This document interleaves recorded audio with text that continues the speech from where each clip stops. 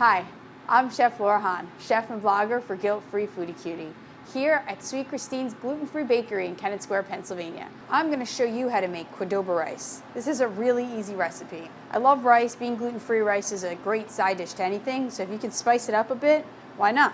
So, in this bowl I have 1 cup of regular white rice. I use jasmine rice. You can use whatever white rice that you like.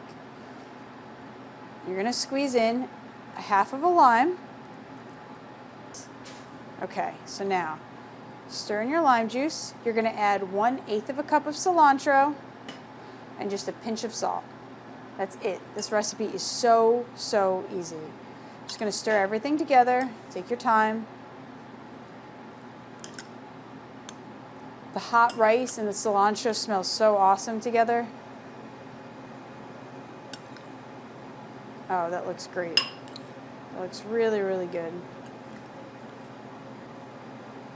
This would pair really well with any fish or a Mexican side dish. If you want to use brown rice, absolutely go for it. The healthier the better. So that's all you're going to do, and I've already plated one up for you.